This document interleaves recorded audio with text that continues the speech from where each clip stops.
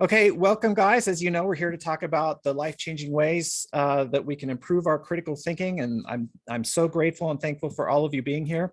And before we get into the content, I want to dig into where we're at, right? Whatever subject I'm teaching, I do a lot of teaching on the law, on taxes, healthcare and wellness, critical thinking, right? A number of my areas of expertise.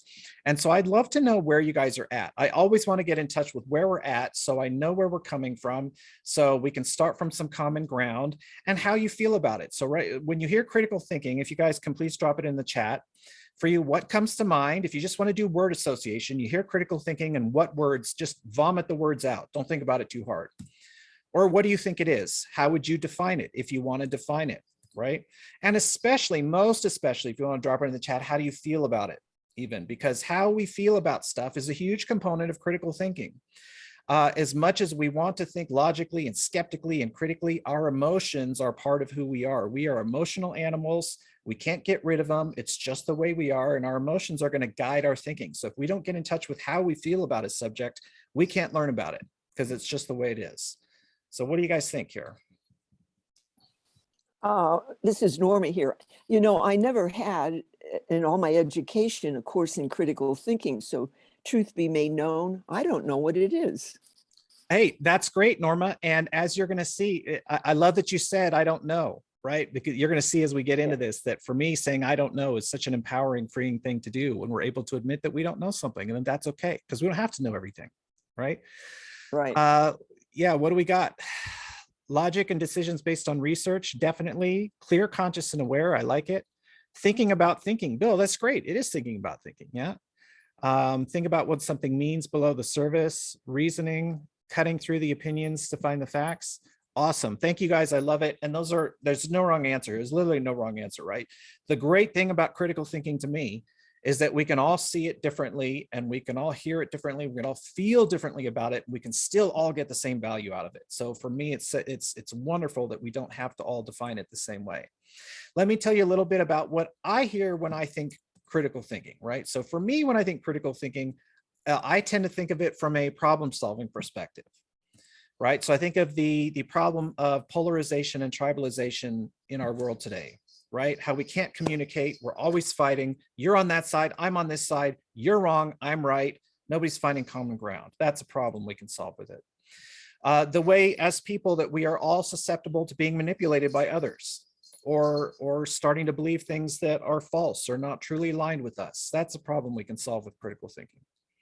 Our inability to disagree productively or compassionately, right? So many of us share a lot of common values. And if we share these common values, we should be able to disagree productively and compassionately and still get good work done with each other. That's not happening. That's a problem we can solve. Our failure to see other people's points of view. The way I teach critical thinking has a lot to do with communication, listening, compassion, empathy, beyond the logic and all of that, so that you can put yourself in another person's shoes, see it from their point of view, and again, then figure out that common ground so that you can care about each other, love each other, and get things done together. We're making a lot of poor and unproductive business decisions that are wasting our time, wasting money, meaning we're not doing the good that we could be doing in our clients' lives. That's a problem we can solve with critical thinking. Not getting the most out of our educations. Our educations today, depending on where you go to school, there may or may not be a lot of great critical thinking education. And even when you do find it, it might be very focused on math and logic. And there's certainly a place for logic and critical thinking, and I do teach that in my course, but only to the extent necessary to have that tool to use it to solve problems in your life. And so we have all this information thrown at us in our educations. What do we do with it? How do we analyze it? How do we figure out what's in alignment with who we are and who we want to be in the world? Not having compassion for ourselves, right? So for me, critical thinking is not just an outward tool. It's very much an inward tool. It's an introspective tool. It's something to use to turn inward to figure out, who am I? Who do I want to be? What values do I want to promote in the world, and how do I want to advance them? And then having that compassion for knowing, look, I'm going to make mistakes. I'm going to trip up. I'm going to fall down, and that's okay because I'm an imperfect person. How do I just try to keep getting better a little bit at a time?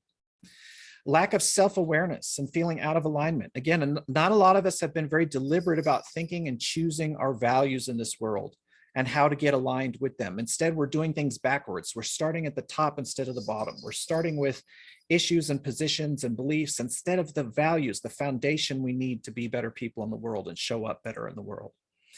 And this failure to understand and empathize with our loved ones, right? A lot of fractured, strained, broken relationships out there that have been a huge stress on people's lives because of disagreements where they can't understand and empathize with other. You can't get inside the other person's head and think, how did they reach that conclusion?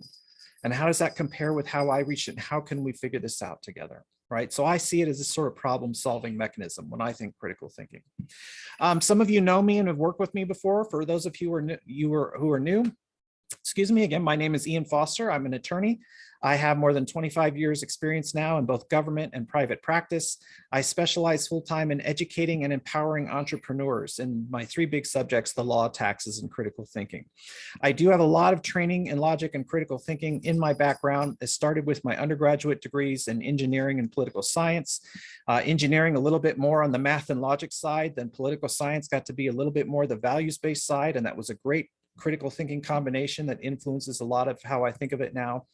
I scored in the 98th percentile in the LSAT, which is basically just a long critical thinking test to try and get you into law school. And my law school, I was very lucky. I went to UC Davis here in California, which is a very values-based law school. It was really focused on compassion and values in the way they taught critical thinking, right? They had to teach critical thinking because we're going to be attorneys where it's a critical component. But again, they went beyond the math and the logic and the fallacies and the reasoning and the research, and really went into how do you want to show up in the world? What's the difference you want to make in the world? And so a lot of credit for me goes to the law school I went to and the way that they combined values and compassion with the traditional critical thinking concepts. And so that's how a lot of that is what I combine now in the way I teach it.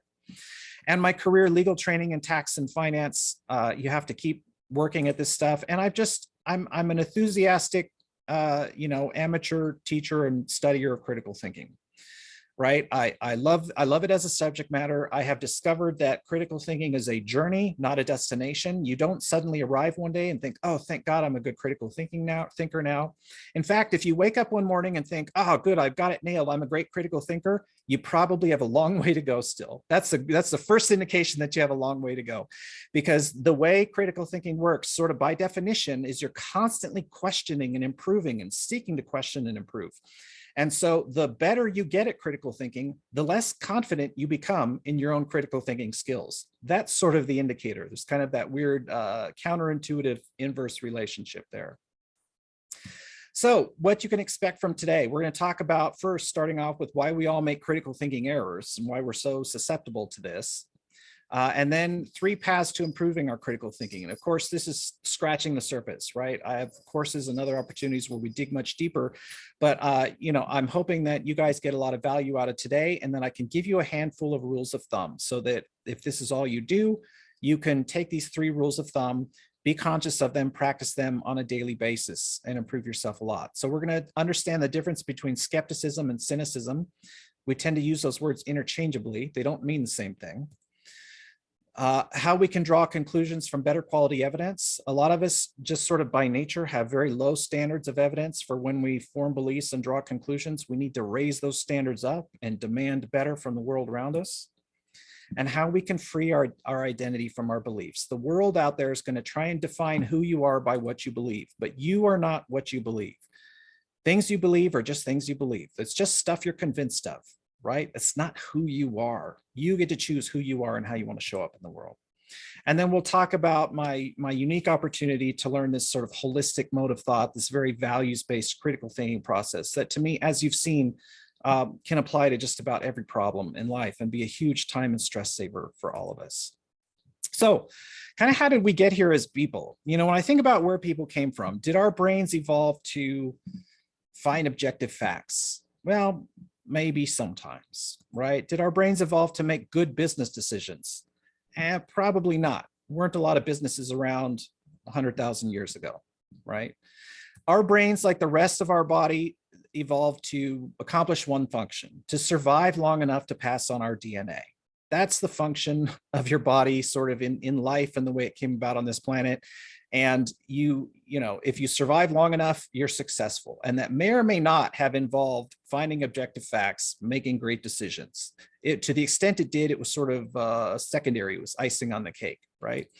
So if you think for our ancestors, if you take ourselves thousands of years ago, you're walking through the jungle, maybe you're alone, right? You're away from your tribe, you're walking through the jungle or the savannah.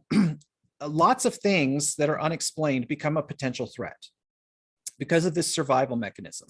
So if you're walking through the jungle all alone thousands of years ago and you hear a rustling in the bushes, what do you think it could be? What are possible explanations that come to your mind? If you guys could drop it in the chat, let me know in the chat, what are the explanations in your mind? You're walking through that jungle, you hear the rustling in the bushes. What kind of stuff could it be? I mean, it could be 1,000 different things, right? But I'm curious to know what comes to mind. A saber-toothed tiger, a murderer, a snake, animals, winds, bird, the wind or a wild animal. Yeah, see, another person or an enemy. That's a great example, right? Fire. Oh, see, Denise, I don't hear that one a lot. Yeah, fire, right? And I live in Northern California. I probably should think of that one more. An animal. Yeah, so it could be a ton of different stuff, right? All these explanations, but you notice how a lot of the possible explanations that come to mind are threats. And so we go to threat response, right? The reality is it could be a ton of things. It could be a small animal or rodent, which could mean nothing, or it could be a food source, could be a good thing, right? Could be the wind, falling leaves, fires, tigers, hostile tribesmen, all these different things. And of all the possible explanations, 90% of them are perfectly benign, safe. But 10% of those explanations are threats, right? So if this is you, thousands of years ago, you're walking through the jungle by yourself and you hear that rustling, what did you do? How did you react? Did you stop and examine the evidence and think critically and analyze the facts around you? Or did you take some other action, do you think? How do you react and what do you do if you're all alone out there?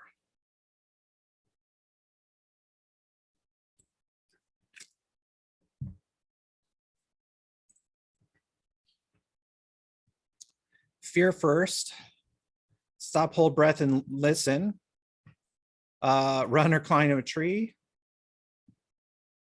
If you're used to walking there, you might be familiar with the sounds. That's true, Rosemary, you could be.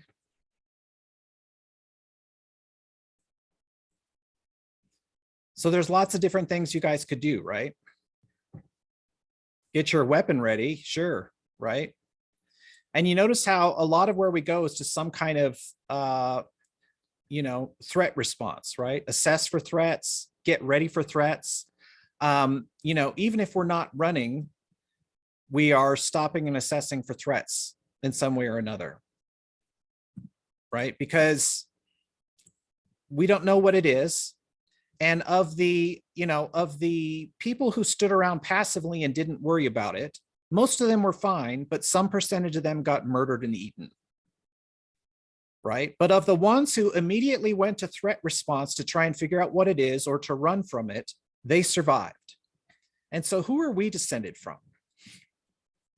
Right? We're not descended from the ones who stood around passively because some of them died. We're descended from the ones who went to threat response because that fear, yeah, Sherry, the survivors, right? We're descended from the ones who survived. So that fear is passed down through us. And that served us well back in the jungle, right?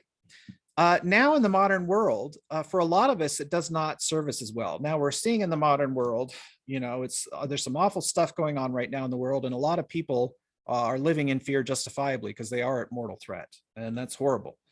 And look, if you are in mortal danger, go ahead and let your threat response take over, right? If you're crossing a busy highway and you hear the big bus coming, go ahead and jump out of the way.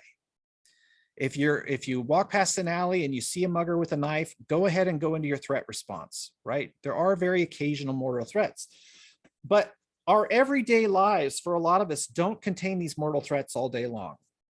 At least those of us lucky enough not to be in a war zone right now. We're going about our business in our daily life. We still have these hardwired instincts. We're not under mortal threat, and yet still our subconscious mind takes everything as mortal threats all the time. because that fear response, that threat response is still inside of us. And that is a lot of what's getting in the way of our critical thinking, making us make mistakes in our everyday lives where we're not in mortal danger all the time. That's ingrained in us, and it takes time to try and overcome this slowly. So I want to talk about the difference between skepticism and cynicism. Like I said before, we tend now in our modern society to use these terms interchangeably, right? You'll often hear someone say, I'm skeptical of that, I'm cynical. That makes me skeptical, that makes me cynical. People are not thinking about the difference between the two words, okay? In a critical thinking context, they mean very different things, very different things. One of them is healthy and one of them is not. One of them makes you empowered and one of them puts you back in that fear and threat response. So we'll start with skepticism. In the critical thinking context, skepticism is simply a value choice. It's learning a mode of thought where you would rather believe more true things and fewer false things. Now, we're all imperfect. We all make mistakes. So some of what we believe is true and some of it's probably false. Now, of course, when you believe it, you think it's true because you believe it, right? But we all believe some stuff that's probably not true. But you can make a value choice that I would rather believe more of the true things and fewer of the false things. That's all skepticism is just making that value choice and then learning a mode of thought that promotes that. That's healthy foundational critical thinking, right? That's going to help you save time, deepen relationships, make better decisions, the whole thing. On the other hand, cynicism is that threat and fear response that's built into us. Cynicism is where we go immediately to mistrusting or distrusting the authority. This is someone I like and trust, so I immediately believe what they say. That's cynicism. This is someone I don't like and don't trust, so immediately I think they're wrong. That's cynicism. It's that fear response of going immediately to, yes, I believe it, no, I don't believe it, without thinking it through, right? And it's often because of a pressure to believe something. So skepticism, it sounds great. Healthy foundational critical thinking. Sure, I would love to believe more true things and fewer false things. How do I do that as a practical matter? Well, there's a lot of ways to do it, right? And in my course on it, we talk about a ton of ways to try and do this, and try to believe more true things and keep the false beliefs out and change your mind when you figure out you're wrong on stuff. But there is one rule of thumb that's going to help you. And if you remember this thing, if you take nothing else from this webinar today, this one thing can make a massive difference in how you view the world. Start with, I don't know, as your default position on everything. Every question that's asked, every claim that's made, every proposition, excuse me, sorry, Sherry, for the accidental preposition reference there, my fellow grammar nerd. Every proposition that's brought before you, you can start with, I don't know. You don't immediately have to believe it or disbelieve it. You don't immediately have to agree or disagree. You can just start with, I don't know. And this becomes a very freeing, empowering place to be. Now, no pun intended, but I don't know about a lot of you, but when I was a kid, I don't know had certain associations with me. So I'm curious, when you guys were young, what happened when you said, I don't know? What sort of experiences you had when you said, I don't know? If you guys could drop it in the chat. When you said, I don't know, to your friends, to your teachers, to your family members, to your parents, right? To the authority figures in your life. I'm really curious to hear, when you guys were young, what sort of response did the people around you have when you used the words, I don't know?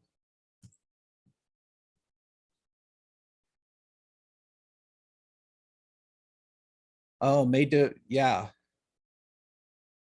Like you're not paying attention. Oh, that's interesting about the Dalai Lama. I didn't know that. Like you're indifferent, made to feel dumb. Oh gosh, Bill. Yeah, I can empathize with that. Wasn't acceptable, made to feel stupid or uninformed. Judgment, told you were wrong, right? Like you're not good enough. So you see how the vast majority of time when we're young in this Western society, when we say, I don't know, it's a negative response as kids, right? So as children, we're not bringing up our children to be comfortable not knowing and to feel empowered in that. We're bringing up children in our society to feel like I don't know is a bad thing. And so then they're pressured to agree or disagree right away. They're pressured to believe or disbelieve right away. They're pressured to come up with an answer right away, even if the answer is not wrong, or they're not ready to come up with that answer. They don't have all the information they need to analyze it, right? And so as we grow up, that sticks with us. And again, going back to my thing about how our brains are built with this threat response that sees things as a threat when we're not in mortal danger. Now, I don't know brings up that fear, that threat response, because that's how we were trained as kids. That I don't know was wrong. I don't know gets you cast out because you're the dumb kid, you're the stupid kid, you need to figure it out, you're not good enough, right? And I had similar experiences to that as a kid also. Right? Oh, Rosemarie, that's good to hear.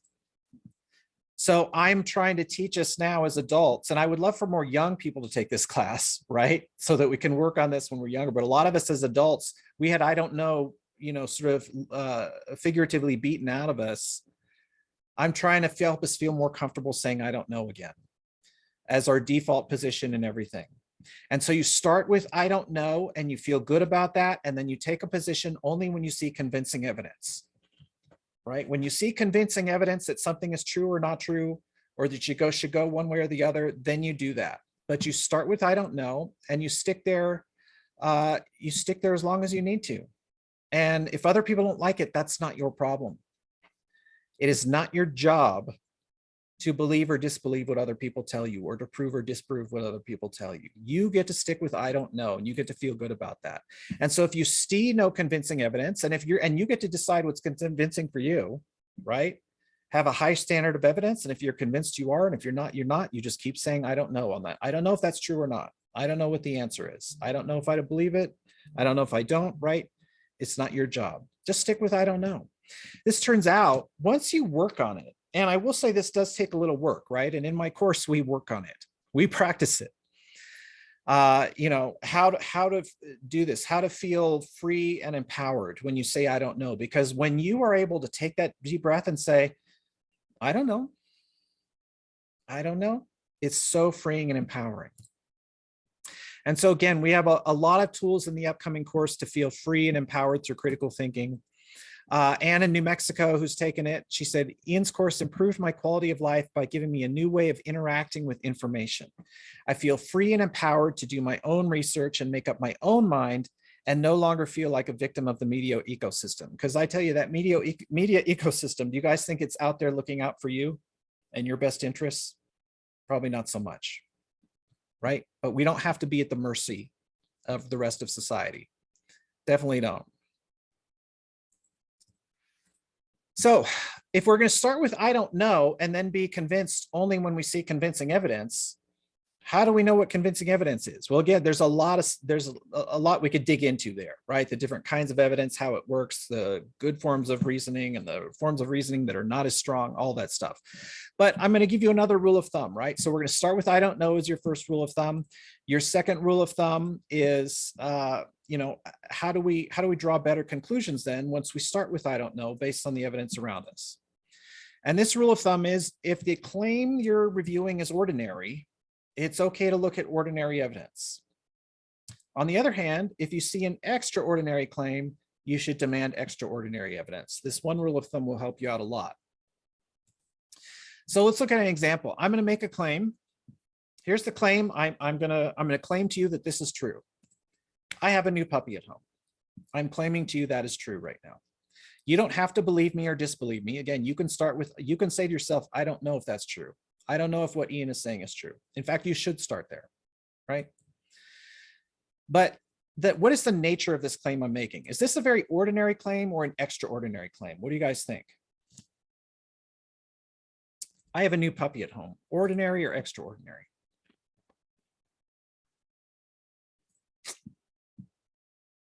Yeah, pretty ordinary. I think we all see that, right?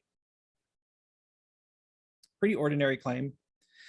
And what makes it ordinary is that this claim is entirely consistent with the everyday experience of the world around us that we all share. Okay, we know dogs are a thing. We know young dogs are called puppies. We know that people like to bring puppies home. Those of you who know me, a bunch of you know that I love animals. Some of you have already met the puppy, right? Because in fact, I do have a new puppy at home. So this would not be at all surprising. So I would agree this is a pretty ordinary claim. Now, given this is an ordinary claim, again, you can start with I don't know. I don't know if that's true or not. But if you're going to try and make up your mind, what sort of evidence would you want to see from me? Given this is an ordinary claim, if you say, Ian, I don't know if that's true, I need to see some more evidence before I believe you, what sort of evidence would you accept from me to prove this claim?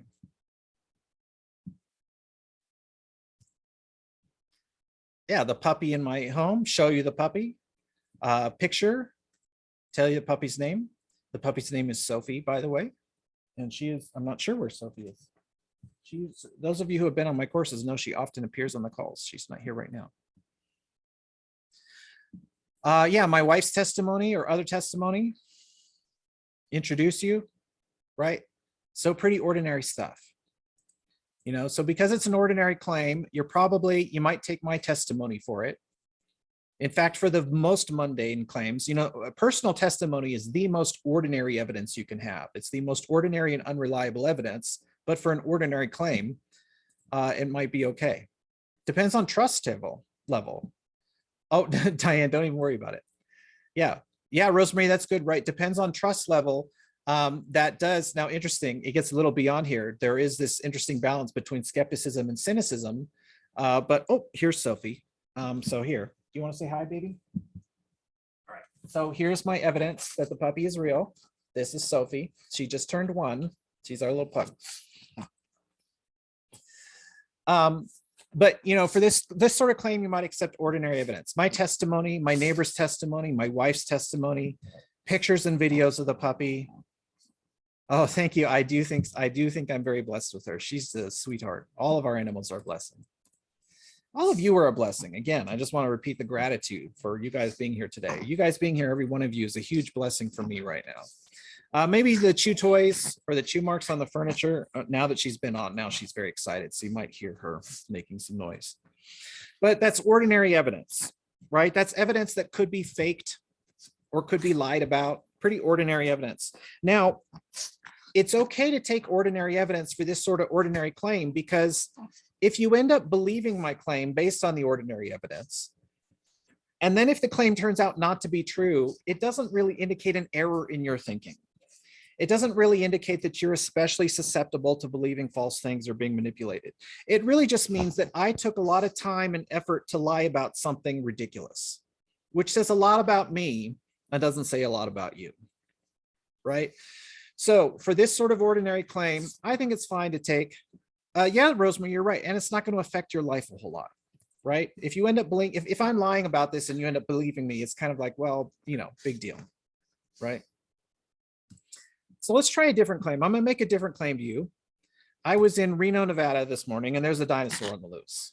Okay, Reno, Nevada is the closest kind of big town to where we live, about half an hour away. There was a real life, honest to goodness Tyrannosaurus Rex going down South Virginia Street in Reno. It was smashing up the casinos. It was eating the neon signs. It was killing people. It was stomping cars. I'm telling you, I just saw it a couple hours ago in Reno. Is this an ordinary claim or an extraordinary claim? What do you guys think?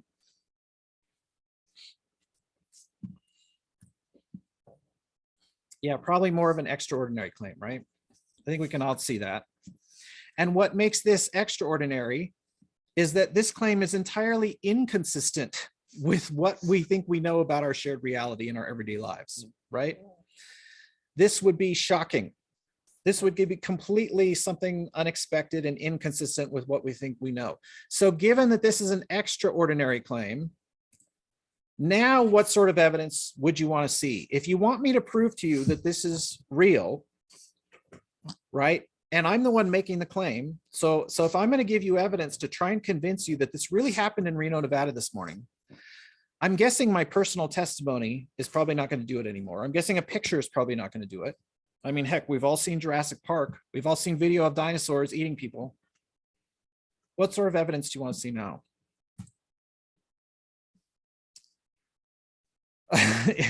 Yeah, TikTok would have already told the world. Yeah, I think you're right. Reliable news sources and other testimonies, video and hear it on the news. Yeah, Nomi, I like that, right? Live footage from many angles. right? See it with your own eyes. Yep. So now the ordinary evidence, you know, if I showed you a picture of a dinosaur stomping a car in Reno, and my personal testimony that I was there is probably not going to convince you, and it shouldn't convince you for something like this, because that would be easily faked. Okay, so now you're going to want to see a lot more, right? Like some of you said, video from multiple angles and credible sources, maybe 10 news stations on the spot, all with live video from multiple angles. That would be a little harder to fake. Lots of eyewitness testimony under oath even, maybe, right? I'm an attorney. Sometimes I think about it that way. Maybe physical samples. Look, if it were me, I might want to have, you know, the paleontologists from the local universities go down there and take physical samples and take it back and analyze it, and then write up a peer-reviewed paper on it, right? I probably want to see a lot of, you know, a lot of stuff to convince me. And we want this extraordinary evidence now, because if we go ahead and believe extraordinary claims without extraordinary evidence, now this may affect your life, because now we're talking about sort of a hole in how we think that does not exist in a vacuum. If I claim to you that I saw a real-life dinosaur in Reno this morning and you believe me without evidence, you're going to be susceptible to believe a lot of other things without evidence too, because how we think in one area is how we think everywhere else, which is why it's so important to review how we're thinking about stuff, how we're analyzing evidence, and have high standards so that we do that everywhere, right? Because now somebody may make an extraordinary claim that does affect your life, and you'll believe it or disbelieve it automatically without properly looking at what's going on around you. So my upcoming course, we dive pretty deep into the different kinds of evidence and reasoning and the errors that can make, the common mistakes that we can avoid, you know, how we should decide what's convincing, and how we can understand, just because when you understand this mode of thought and how you're thinking, now you can understand how others are thinking too, and try and dive into, because to me, it's much more interesting than what you believe is why you believe it and how you got there. What you believe is, it may or may not be interesting. I'm more interested in how you thought and how you reached the conclusion, right? So Amy in New South Wales has taken this course a couple of times. She said, Ian's course transformed my marriage and parenting. He only charges once for household access. So we watch the content as a family. My kids are now empowered to make their own choices and form their own opinions without relying on myself or others. My husband and I now communicate on a more compassionate level and have a better way of understanding one another. And that's, you know, for me, it's just once for household access. A number of times I've had families watch this course together. And so I love then that they can, you know, work through this stuff, understand their values together, practice the critical thinking together. I will say, Amy said as sort of a joke after she took this course the first time with her family, that sort of as a drawback, she's like, my kids are questioning me more and demanding evidence and demanding reasons, but hey, that's good. They're feeling empowered, right? That's the point. We want our kids to feel empowered by that. So the third thing I want to talk about today is our beliefs and our identity. And we tend to let our beliefs define our identities or define who we are. In fact, society tries to define us by what we believe. Other people will try to define you by what we believe. Nomi, I totally agree. Obviously, I agree, right? But I'm biased. I'll admit that's my bias. I'm a human. I have biases too. I love the subject and I love teaching it, right? And letting our beliefs define our identities create problems. Because when we start to think of the things we believe define who we are, now what happens when somebody challenges that belief? Our subconscious mind takes it as an attack upon our identity. You know, I can say, I believe this thing is true, and somebody else comes along and says, I disagree, I think it's not true. And now instead of having a conversation, I think that person is attacking me because I've defined myself by that belief. It's an attack on my identity. And where do we go when we feel like we're under threat? Where does our subconscious mind take us in a threat situation or in an attack situation?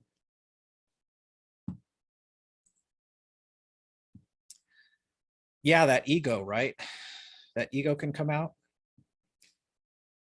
Counterattack, sure. What else? Where does our subconscious mind go when we feel like we're under threat or being attacked? Yeah, fear.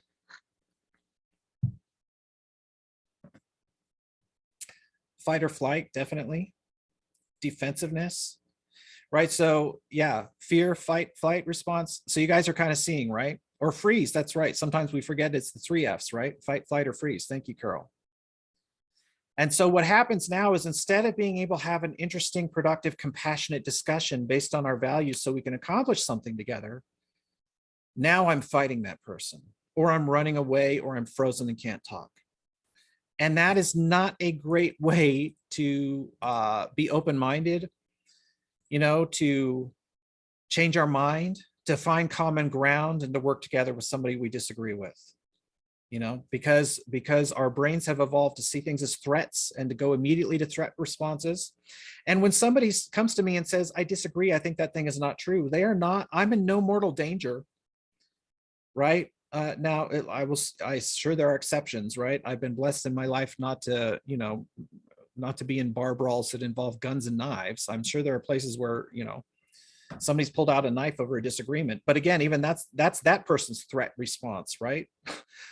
Coming out. But we can have productive discussions if we can kind of start to disconnect our beliefs from our identities and think and realize that things we believe are not who we are. So what do I mean by beliefs versus identity? Let's look at a couple examples, right? So here's a more of a belief statement. I agree with most of the policies of the Federalist Party. Those of you fans of United States history, you'll know that the first political party in the United States was called the Federalist Party. So that's more of a belief statement. You know, I believe the Federalists are right on this and this and this. I think they're right on these other things. Maybe they're wrong on a couple things, but I think they're right on most times, right? So I believe, you know, I believe they're right on most things. Now let's look at the identity statement. I am a Federalist. Do you guys see the difference there? More importantly, do you feel the difference in those statements? Which one is heavier? Which one is more pregnant with meaning? Which one is going to weigh you down faster and keep you stuck? Yeah, you guys see that, right? The second one, the identity, the I ams. Right? Because if you're more in a belief mode, I think the Federalists are right on most things. That means you're still open to changing your mind and having discussions. But if you're saying I am a Federalist, that's now your tribe. And you don't want to get cast out of your tribe, because 1,000 years ago in the jungle, what happened if you got cast out of your tribe and left alone? All right, you got eaten by the tiger. You became food or a sacrifice or something, right? Yeah, Sherry, it makes you think you have to agree with all of them. You know, it becomes a tribal identity that's very hard to get out from under. You're stuck. You can't have a rational conversation about it when it's your identity, because now if somebody comes along and says, I think that Federalist candidate, I think she's wrong on this policy. Now, instead of you being able to say, oh, that's interesting, let's talk about it, you're saying, oh, no, you're attacking my tribe. That's me, that's my identity. And you go into threat response. Let's try another one. More of a belief-related statement. I think equality is better for society. Right? Maybe you think, you know, equal opportunity is better. Think we shouldn't discriminate based on certain things. You think everybody should have an equal shot, right? It's a fairness and justice thing. Now let's look at the identity statement. I am an equality activist. So again, do you guys not just see the difference, do you feel the difference in those statements? So again, which one of these is heavier? Which one is more full of meaning and weight? Which one of these statements is going to hold you down? Yeah, the I am, right? And now I am not saying that you should never say I am, right? Because I am has power, as a lot of you know. The phrase I am has power, and it can be very powerful if you're using it right. You know, I am strong, I am free, I am lovable, I am a good person, right? I'm lucky. You want to say these positive things, go ahead and use the I am statement and the power. But when we start using the I am statement on what really is just a reframed belief, then that power, instead of that power freeing us and strengthening us, the power of the I am now is crushing us down. Because I am and the power, like any other power, you can use it for good and strength, or you can use it to crush yourself down, right? So be careful about these sort of identity statements. So again, the course, we talk a lot about freedom and empowerment. Instead of having our beliefs and our identities weigh us down and hold us down and keep us stuck, I want you to have the freedom to find your own values. I want you to be who you want to be and not get stuck in the identities that the world and that your friends and your family, your politics, your religion, everybody's trying to impose your identity on you and keep you stuck there. It doesn't have to be that way, right? I want you to be free to who you want to be. Ruth in Switzerland took the course last time. She said, I loved how the course was about how we can use a deeper understanding of critical thinking to directly and consciously improve our communication with others, but even more our understanding of ourselves and our own blind spots that so heavily influence how we see the world. As humans, we see things through our lens, our blind spots, our biases, right? We work in the course a lot about uncovering that. So you can be free from your biases, free from these identities, free from the blind spots, and you can be free and empowered to choose what values you want and how you would want to advance those values in the world. So what do we talk about today? Learning to love the state of I don't know, to feel empowered for that, to feel confident and wait for convincing evidence, right? How the more extraordinary the claim, the more extraordinary the evidence we should require before we make up our mind about it. And if you don't see good evidence, you just stick with saying, I don't know. And we talk about the danger of letting our beliefs define us. If we let our beliefs define who we are, then we tend to get very stuck in that identity. It becomes hard to change your mind, hard to grow as a person, hard to understand and empathize with others. So separate those beliefs from our identities. The things you believe are not who you are. It doesn't have to be that way. So why should we keep learning and practicing these principles? Right. And again, as I said in the beginning, I think of critical thinking as a problem-solving mechanism, right? What are the real problems we address with heart-centered critical thinking? Well, the inability to discuss important societal issues, right? Because we can't understand how other people think. We can't express in good words how we think. And we're stuck in these identities, identity politics, identity religion, identities in our families, whatever it might be. So we can't have good conversations with each other. Another big problem being out of alignment with our values. We're not being deliberate about the values we choose. How do we start with values instead of end, right? We're not supposed to be starting, we're doing it backwards in society. We're starting with our positions on the issues when we should be starting with the values we want to hold as our foundation. And how do we lift those values up and make a difference in the world? And so we end up out of alignment. And that feeling of being out of alignment causes a lot of stress and a lot of anxiety. Our susceptibility because of our fear and threat responses, because we're imperfect, of being manipulated or believing false things, that's wasting time and causing stress. The fractured and strained interpersonal relationships because we're not communicating and we're not listening very well. The poor and unproductive business decisions that we're making, right? Not making good use of our educations and all of the information they're throwing at us. But really so much of it to me comes down to time and stress. The problems of time and stress, we're stressed, we're anxious, there's so much pressure, our society is so go, go, go and so busy, and we're made to feel like time is scarce, like there's not enough time constantly, right? Money is scarce, time is scarce, love is scarce. Society is always imposing this scarcity mindset on us. And one way to break through that is to really, to relieve the time and stress, realize, that time is abundant and there's more than enough time for everything. And values-based critical thinking is a massive time and stress saver.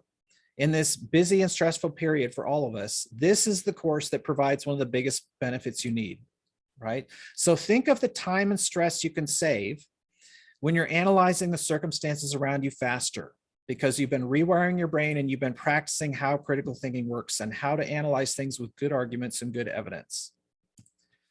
The time and stress you save when you're making faster decisions. You're not agonizing as longer because you've honed your intuition combined with critical thinking. You know what your values are. You know what your goals are. You're making decisions quicker now because you know where you need to go. Your mind will go there so much faster. Making fewer mistakes, right? Making mistakes in life and especially in business are a time waster and a stress causer. Now, yes, mistakes are learning experiences. There's always something to be learned. And it's not that we're never going to make any mistakes, but we can reduce the mistakes and not have to waste time on them and not have to stress over them. Being less susceptible to being manipulated in false beliefs. Again, those things are time wasters and stress causers. Understanding your clients and your loved ones, understanding them more quickly because you have a better idea of how thought processes work, of how to ask questions to draw out of them in a very non-judgmental manner, a comfortable manner, to have more empathy and compassion, right? Instead of wasting time fighting with people, we're going to spend time understanding and loving people. I would so much rather understand and love people than fight with them. I don't know about you guys, right? Gosh, tired of fighting, right? Couldn't we use a lot more understanding and love? Listening and learning, and doing it more efficiently and compassionately. So how do we do this? My upcoming course, I called it Life Problems Made Easy. It used to have another name, but when I was redoing the course and reorganizing it one day, I asked some people for feedback, and several of them said, hey, it made all my life's problems easier. So we just called it Life's Problems Made Easy. And we're going to awaken our genius through this sort of very values-based critical thinking that I teach. So over the next 6 weeks, it's a 6-week group program where we form a lot of community, great community, non-judgmental, compassionate, learning the stuff together. We're going to rewire our brains for this values-based and compassionate critical thinking, challenge ourselves by questioning the things we think we know and believe, discover how freeing and empowering it can be to say, I don't know, and to live in that state of I don't know. We're going to learn to build and recognize powerful arguments. We're going to rid ourselves of the common reasoning errors and mistakes that are causing us to waste time and make mistakes and causing us a lot of stress. We're going to start demanding higher quality evidence before we make up our minds. What makes for good evidence or weak evidence? What should be convincing and what should not? And why? So that we're not so quick to make up our minds, so that we can stay in that empowered place of I don't know longer and only being convinced when something should be convincing. This is a very values-based approach. We're going to be delivered about choosing our values. What values do you want to have? Nobody gets to tell you what values to hold, not me, not anybody else. You get to decide how you want to do that and how you want to make a positive influence in the world with critical thinking tools. And it's such a great way to deepen your relationships with empathy and understanding, because we really focus on how to communicate, how to listen, how to understand where other people are coming from. And we have great discussions in the community we form. In other words, we're really here talking about solving a lot of your life's problems, saving time and stress by being the best version of ourselves. That's really what we're talking about, and massively reducing our time, our time pressure and stress while we're at it. How is my instruction on this different? Well, I tend to teach critical thinking as a tool for self-improvement and relationship building. A lot of the critical thinking courses that you can find in education today are they're very logic focused, and we do talk about logic, logical arguments, and how to recognize what's logical and what's not logical is a very important tool. We do talk about that, but ultimately for me, it's really just a tool for self-improvement and relationship building, right? We don't just hone in on mathematical logic. That's not what this course is about. I also recognize that logic and critical thinking are not the only source of truth out there. They're just one pathway to truth. And there are different kinds of truth, and I'm not here to tell you what to believe. I'm just here to give you some tools for how to think and advance what you want. I tend to teach critical thinking more as an art form. Again, a lot of the other courses out there teach it more of a science. I don't see it as a science. I see it as an art form, right? It is not my job to tell you what to think. It is my job to give you tools that you can choose from, so that you can think the way you need to and reach the conclusions you need to reach. It's not my job to answer questions. It's my job to help you pose questions for yourself and reach your own answers. When you go to an art gallery and you see a beautiful painting that speaks to you, is it the job of that artist to give you all the answers? I don't think so. I think it's the artist's job to pose questions that you can think about. So we teach this more as an art form, right? I teach a lot of compassionate communication and listening, because to me, all of the critical thinking and logic and skepticism in the world is no good if we can't communicate and listen with empathy and compassion. And I really try as best I can to keep my own agenda out of it. I'm a human being with biases like everybody else. I do make a real effort to reduce any influence of my own biases on this course, because my only real agenda and goal is to help you find the power to take action based on your values. In other words, this is very much a values-based approach to critical thinking.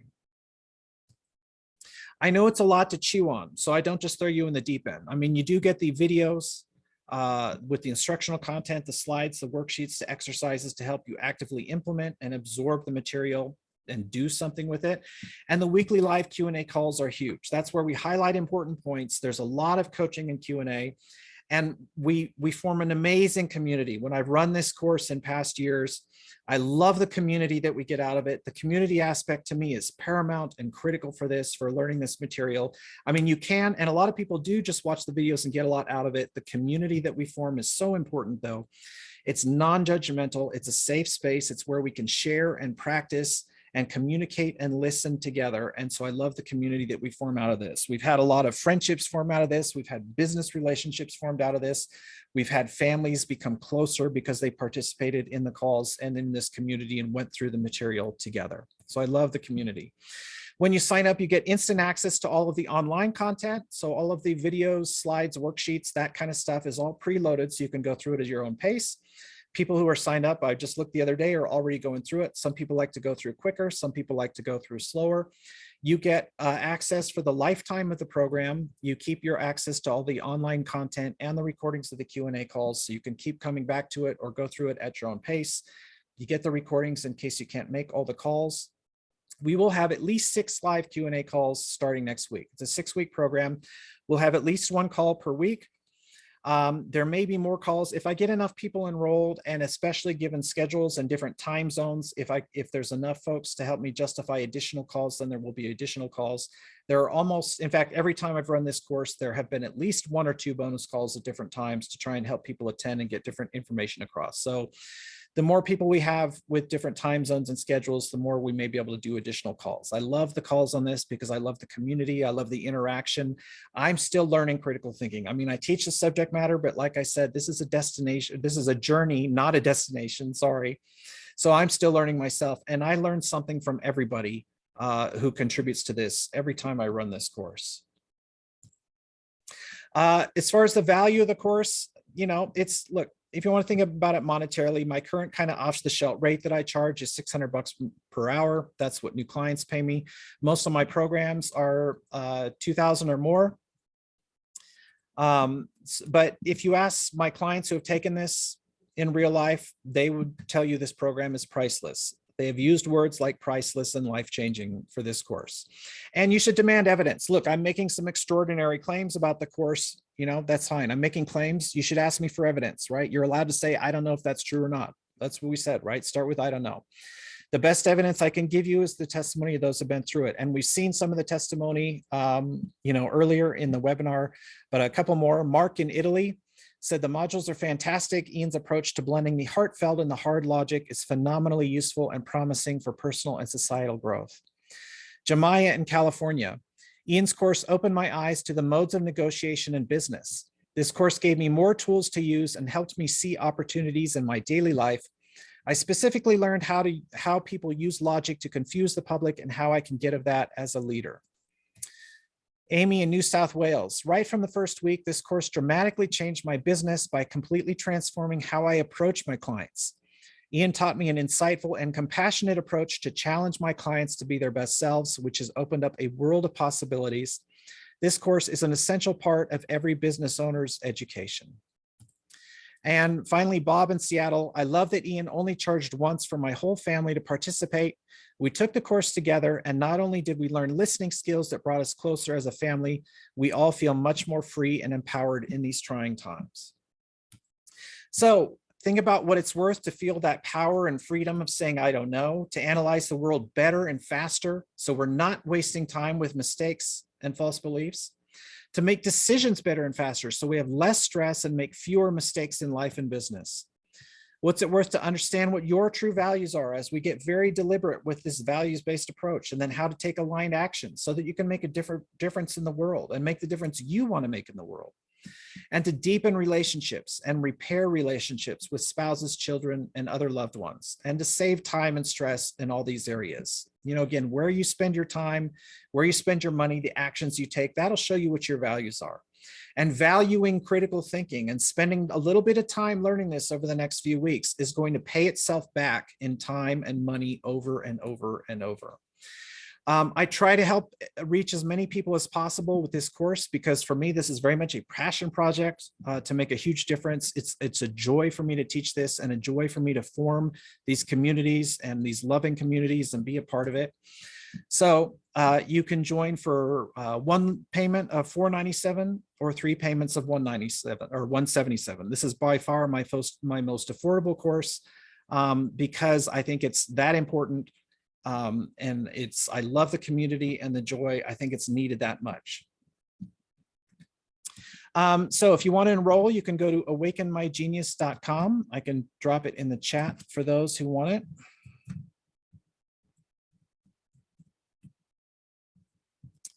It's awakenmygenius.com to check it out.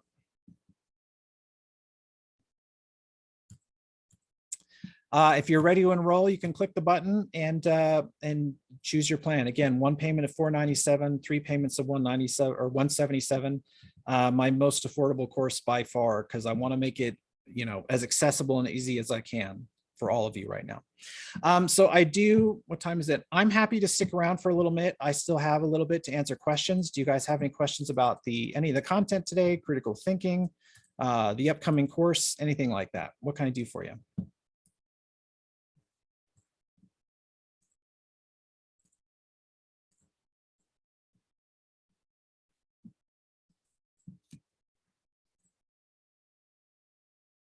We're all good then? Cool. Well, thank you so much, everyone. I appreciate it. Again, I feel tremendous gratitude for each of you for showing up today. So if you want to check it out, go to awakenmygenius.com, and would love to see you all as part of the community. I love the community that we put together in this, and it's amazing. Oh, very good. Thanks so much, everyone. Very grateful for all of you. Really appreciate it. Yes, I will be sending out the replay. All right. Thanks so much, everyone. I hope you have a great day.